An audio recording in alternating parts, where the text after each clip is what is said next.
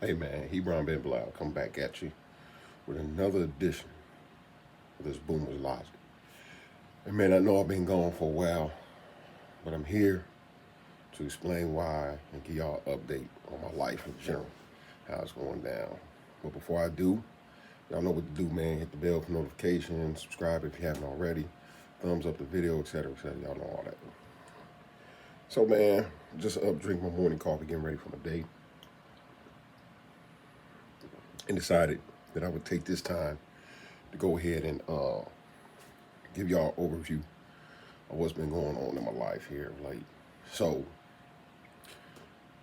excuse my low tone. My nephews are in there sleeping, and this is the reason why I've been away for a while. And I want to update y'all on how this whole process is going. So, my sister-in-law, my wife's sister, fell ill. So we had to end up going and get her three boys,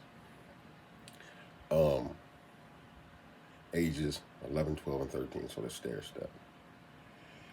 And man, when I say it's been a challenge, and I really didn't know. I understood because y'all see I make a lot of videos about how women trying to raise males are just obliterating.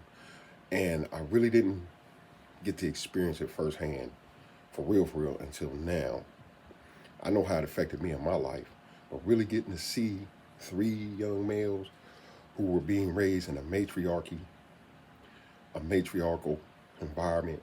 So when my wife went down there to get them, they fell sick, fell ill. My wife went to get them. So when she first went to get them, they're living with their mother, their grandmother, and the father. Now the father has no say. He's just a pair of nuts and a penis walking around the house.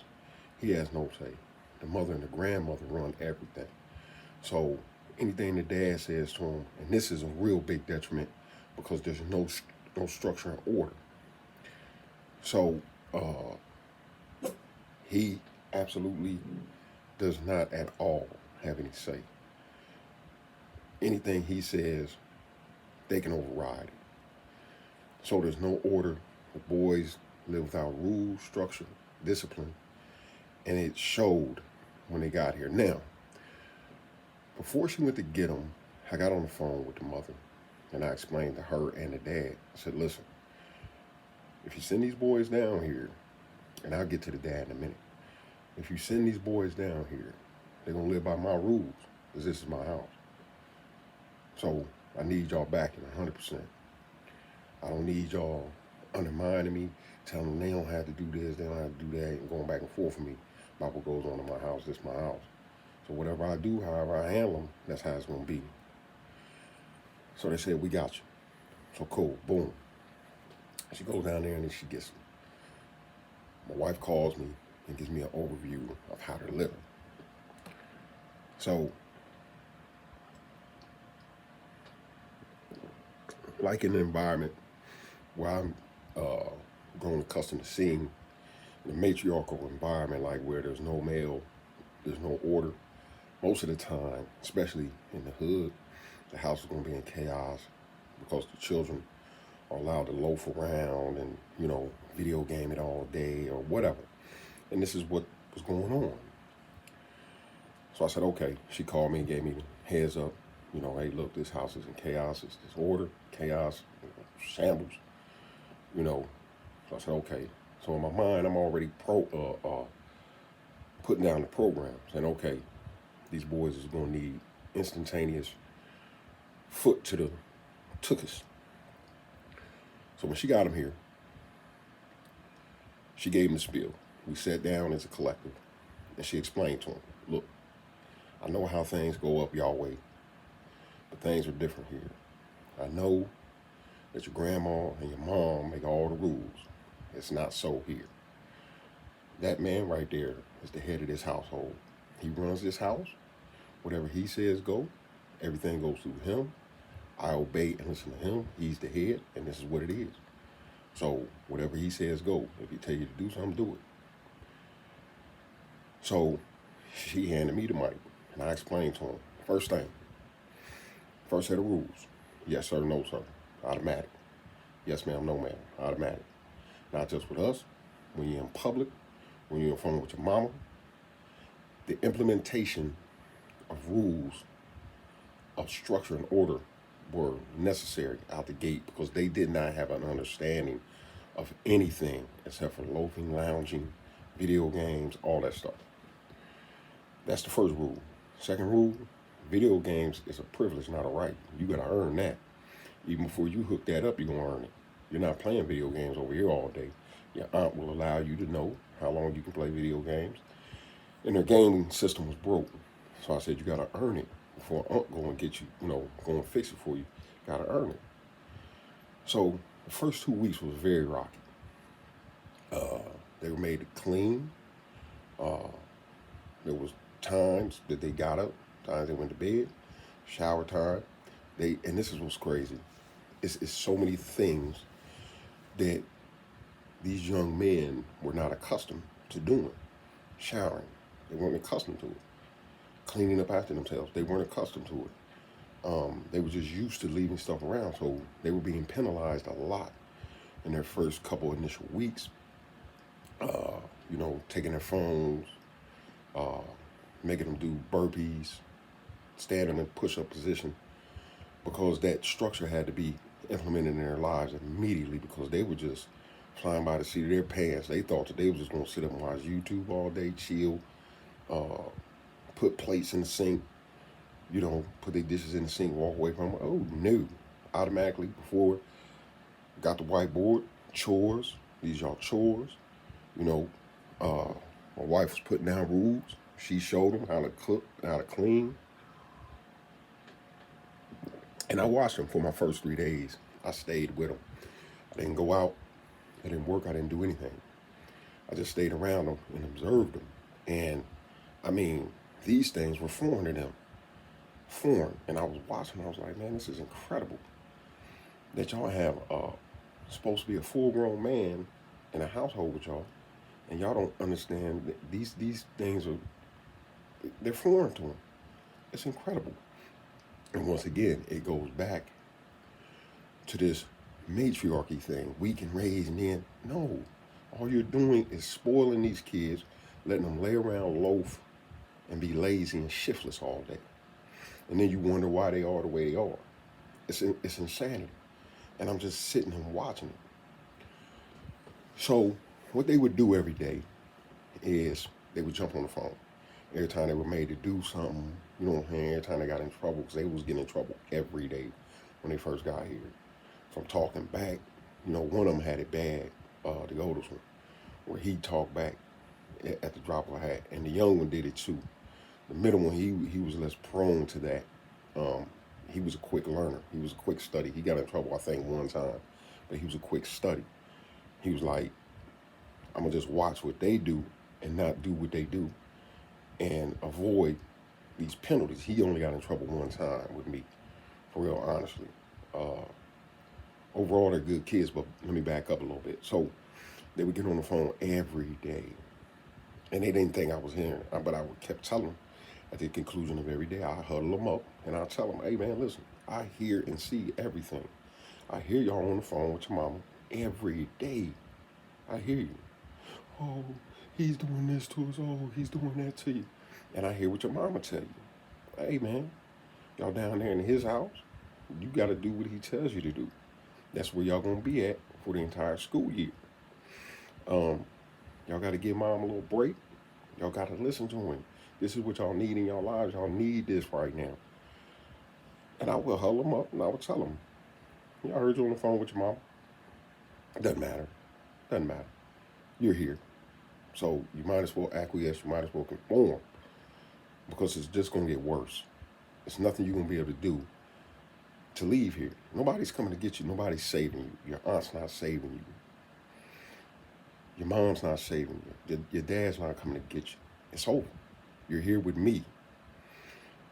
So every day, up to about I think about the second week, they got on the phone and told their dad something. I don't know what they told him. I heard him talking to him from a distance or something. So this was the straw that broke the camel's back for me. I got on the phone with him, and for some reason, I don't know why, he thought that he had rule or reign over here. He don't even control his own environment. And he tells me that I need to adjust whatever I'm doing to his kids. You need to adjust that, man. You know what I mean? You need to adjust what you're doing and, change your tactics, man, because they ain't ready for what you're putting down. You're going to have to change it. So I told him, I said, man, look, you got a choice. You can come get your kids, or they can stay here. If they stay here, this is what they are going to go through, period. There's structure, orders, and rules here. Man, I respect the structure, and but you're going to have to ease up on them. I stick this here, man. You got a choice. Come get your kids, or this is the play. So me and him kind of passed words back and forth. I said a few things. He said a few things. I got off the phone with him, and I immediately let them boys know. Now you stepped into grown man's lanes. Because when you bring two men together and we bump heads, you have graduated to grown man status. We have gone into corporal punishment phase. And I said, you can get on the phone. I rounded up all the phones. I said, you're restricted from phones until further notice. So I kept their phones for about 2 weeks. They were allowed to call their mama once in the morning, once at night. But I told them, I said, this is the thing you need to understand, because I know how your kids is. You get on the phone, call the police, and do all that type of stuff. You can do that. But Georgia is a corporal punishment state. So we're moving into the corporal punishment phase. And I explained what corporal punishment was to them. And I said, I'm about to start putting my hands on y'all. Because this is the phase that y'all moved into. So I think it was the next night, they had to really come into the realization that there was no escape. I think it was the next night. Was it the next night? It might have been that night. One of them got slick at the mouth. That was it. Grabbed him, hemmed him up in the corner, snatched him up by his collar, hemmed him up in the corner. It's the oldest. I said, oh, you a grown man now? You a grown man? So you ready for grown man work? Snatched him up by his collar, pushed him in the corner. What you want to do? What's happening? What we going to do? I'm sorry. I'm sorry. Yeah. And his brothers is over there saying, oh my God. This is what they're saying. Oh my God. Oh my God. I say, yeah, this is the work now. Because y'all can't seem to get it in your head that this is what it's going to be. This is it.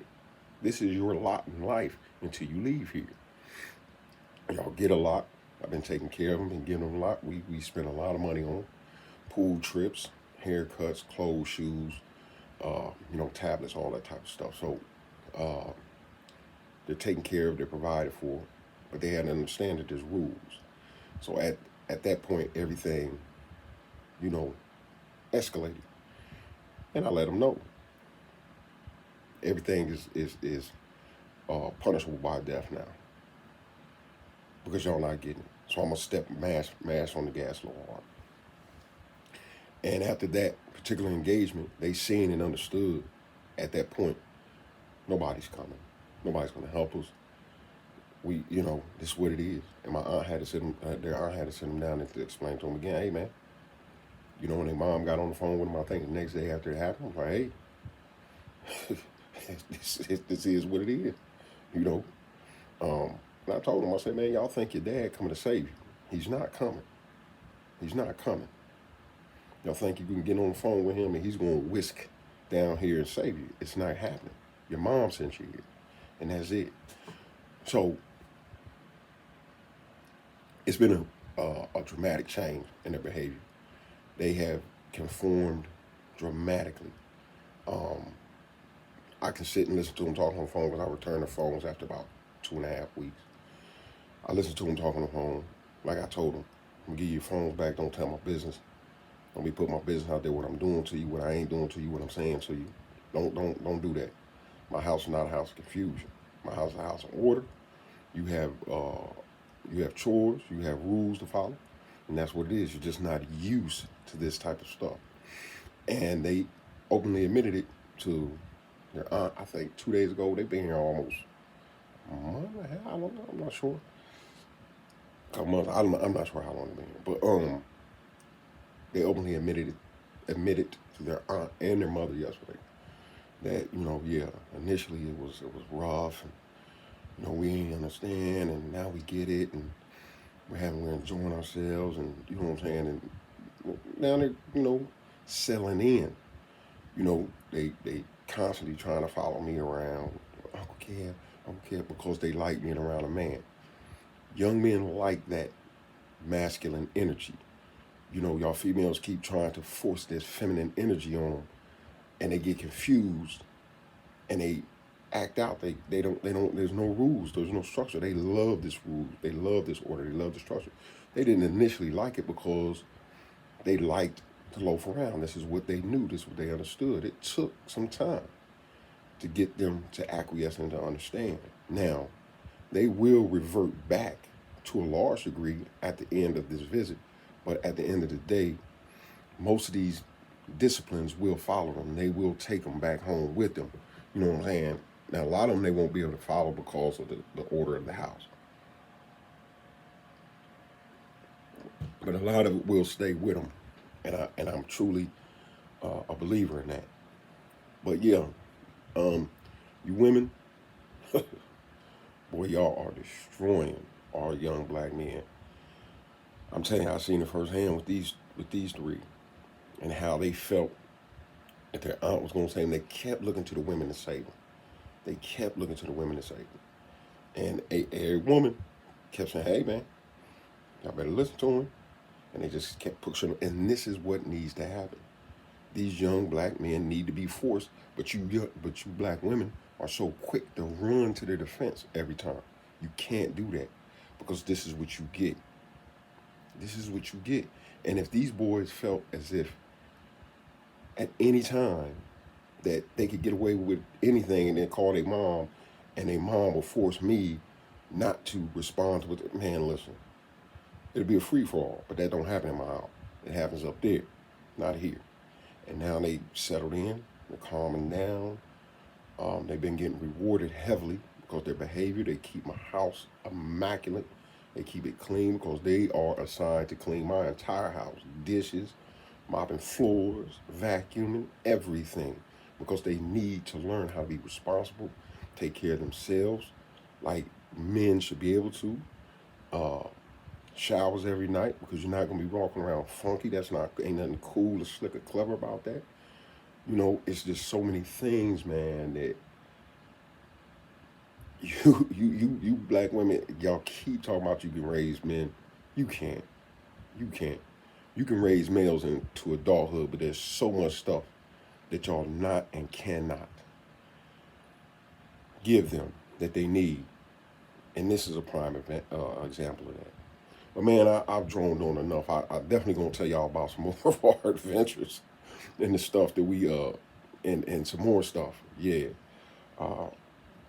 that we've had to go through on this particular journey thus far, and keep y'all updated. But man, getting back to these videos, because they're settling in. I don't have to be over top of them. I don't have to watch them. I'm back to work, doing my thing, hustling, scrambling, doing my 1-2 thing, enjoying myself, getting this money. But man, like I always say, man, Hebron Ben Bilal, another edition of this Boomer's Logic, giving wisdom to those wise old boomers. And for you millennial black mothers, man, goodness, y'all need to stop, man, because y'all destroying a whole generation of young black men.